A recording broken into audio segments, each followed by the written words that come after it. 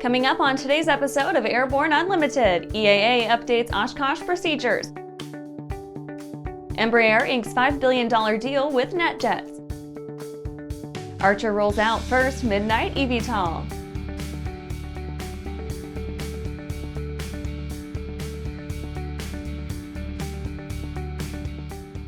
Welcome to Airborne Unlimited. I'm your host, Holland Lee. Let's get into today's stories. EAA updates Oshkosh procedures. The EAA has announced a few FAA-approved changes in the AirVenture Oshkosh 2023 arrival and departure procedures.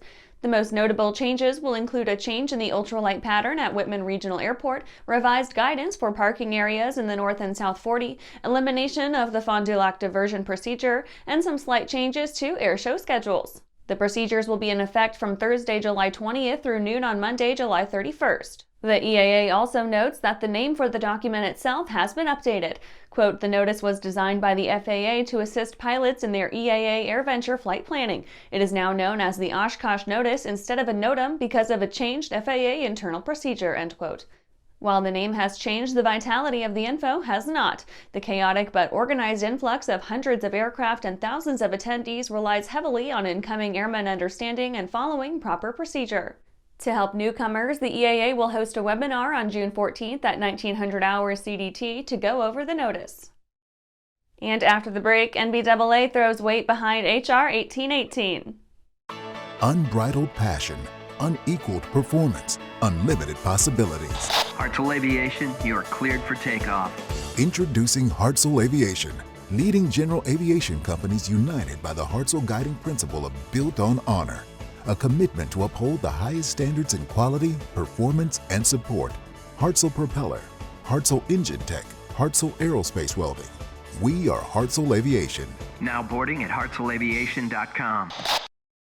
Throughout the globe, Piper Aircraft has hand-selected the very best in company representation, service, and support.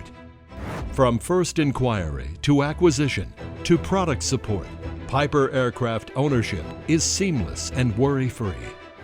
Piper Aircraft authorized dealers, factory trained, factory connected.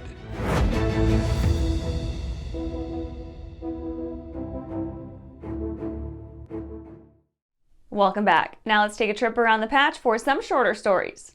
NBAA throws weight behind HR 1818.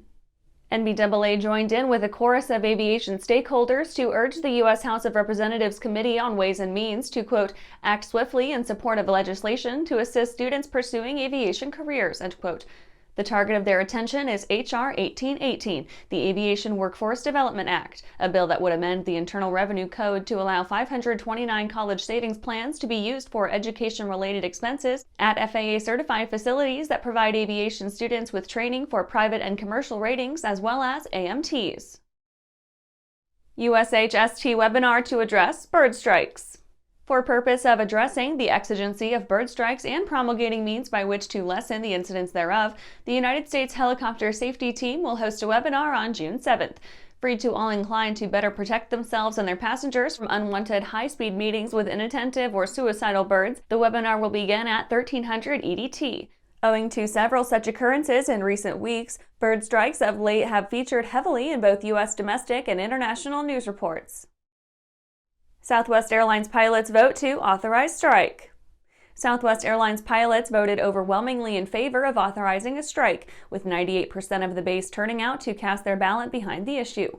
Only 1% voted against the strike, which shows where the pilots' heads are at this point in the negotiation. The authorization won't, like so many exciting-sounding votes, result in an actual walkout, but may help to push the company in one direction or another as Southwest pilots hunt for better contract terms. Air Force brass fired over misconduct. The commander overseeing Air Force pilot training efforts was removed from his post following an investigation into possible misconduct.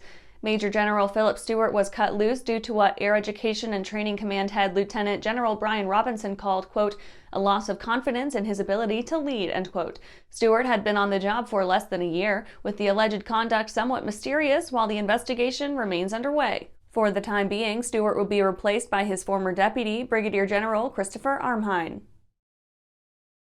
Well, that's it for today's trip around the patch. Let's get back to the rest of the news. Embraer inks $5 billion deal with NetJets. One can only imagine the high fives around Embraer when word came in that the company had sold $5 billion in Praetor 500s to longtime customer NetJets Aviation. The sale will provide 250 of the aircraft, which will join the NetJets fleet of similar Embraer models like the midsize Praetor 500 and older Phenom 300. The operator has continued to wax in popularity since the 2020 travel shakeup, when restrictive airlines and airport conditions chased well-heeled clientele right into the arms of fractional jet and charter operators around the world.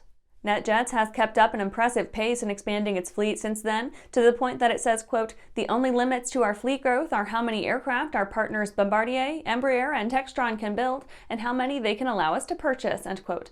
Just counting recent orders, the firm expects to end this year with a fleet 25% larger than it was in 2022. And after these messages, Archer rolls out first midnight eVTOL. Skyleader Aircraft offers a lineup of the most powerful, durable, and efficient light sport aircraft in the industry.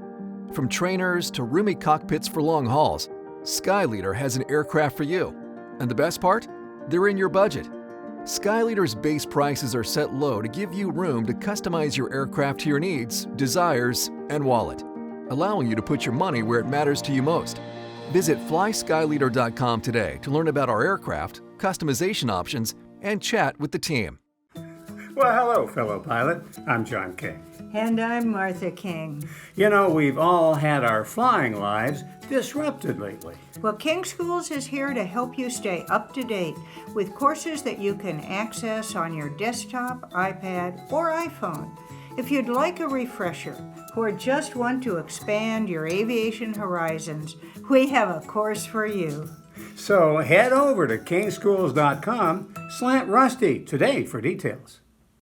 Welcome back. Archer rolls out first midnight eVTOL. Archer Aviation's eVTOL Midnight had recently completed a 6-week series of tests in RUAG's large subsonic wind tunnel in Emmen, Switzerland. On May 11th, the company set forth it had completed final assembly of the first full-scale Midnight aircraft and shipped the machine from Archer's Palo Alto facility to its Salinas flight test installation, where a ground testing campaign is to be presently embarked upon. Ground testing is slated to comprise in part comprehensive evaluations of Midnight's airframe, particularly its undercarriage, wheel brakes, and taxi dynamics, run-ups of its electric power plants, and assessments of the mechanisms by which subject power plants articulate.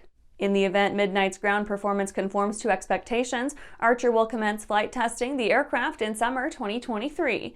By dint of vigorous intra-company testing programs, Archer seeks to thoroughly vet Midnight in advance of FAA for-credit certification testing, which the eVTOL maker hopes to see underway in early 2024. Quote, "Our strategy with this aircraft is to allow Archer to fly many of the same test points that will be needed during piloted flight testing in order to further validate the aircraft before the FAA witnesses, a customary practice in many aircraft certification programs," end quote. And that's our show for today. You can catch episodes of Airborne on YouTube, Roku, or Fire TV. Just search for Aero-News or Airborne, and don't forget to follow us on social media. Thanks for watching!